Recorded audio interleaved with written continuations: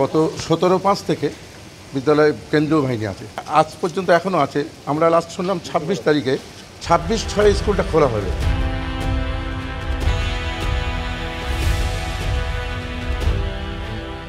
গত 17 তারিখ থেকে আমাদের স্কুল বন্ধ রয়েছে। এবার পড়াশোনায় অনেক ক্ষতি হচ্ছে, কেন্দ্র বাহিনীরা যাচ্ছে না, তো আমরা স্কুলে যেতে পারছি না। অনেকে তোমার অনলাইন ক্লাস হচ্ছে, কিন্তু সবার পক্ষে সেটা করা সম্ভব হচ্ছে না।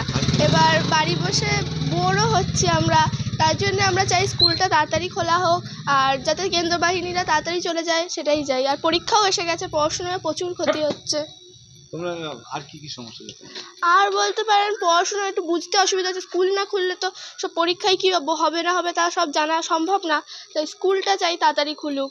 আমাদের রেজাল্টটাও রয়েছে, রেজাল্টটাও নিতে হবে। হ্যাঁ, কেন্দ্র বাহিনীরা যাতে একটু চলে যায় সেটা নিয়েই। আমার নাম ঋষিতা ঘোষ।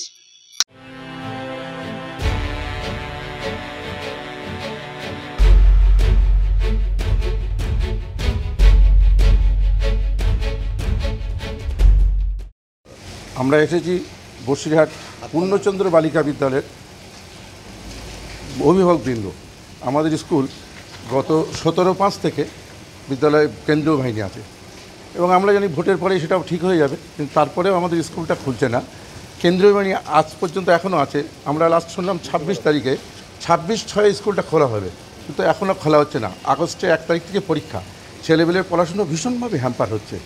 আমরা আবেদন করতে এসেছি যে আমাদের ছেলেমেয়েরা যদি এইভাবে ক্ষতিগ্রস্ত, অন্য সব স্কুল খোলা আছে, বসিরহাটে অন্যান্য সমস্ত স্কুল খোলা আছে, শুধুমাত্র আমাদের বসিরহাট পিসিএম গার্লস হাই স্কুলটাই বন্ধ আছে। আমাদের একান্ত অনুরোধ, আমরা এসপির কাছে মূলত এসেছি এই জন্যেই যে আমাদের এই স্কুলটা খুলে দিয়ে সামরিক বাহিনীকে অন্যত্র স্থানান্তরিত করে ছাত্রছাত্রীদের অন্তত ভবিষ্যতে নষ্ট যাতে না হয় তার ব্যবস্থা করে দিক, এই উদ্দেশ্যে আমাদের এখানে আসা। পড়াশোনা ভীষণভাবে ক্ষতি হচ্ছে। ম্যাডামরা চেষ্টা করছেন অনলাইনে ক্লাস, কিন্তু ছাত্রছাত্রীরা যারা পড়াশোনা করে অনেকেই দরিদ্র সীমার নিচে বাস করে, যাদের সবাইকার মোবাইল কেনার মতো পয়সা নেই, ন্যাচারালি তারা ওই পড়াশোনার থেকে বঞ্চিত হচ্ছে, তারা অনলাইনে ক্লাস থেকে বঞ্চিত হচ্ছে।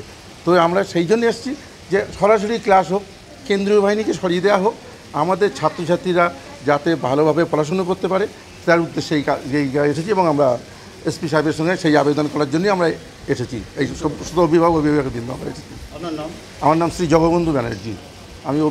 আমি পিসিএম গার্লস হাই স্কুলের অভিভাবক প্রতিনিধি। আমার নাম জগবন্ধু ব্যানার্জি।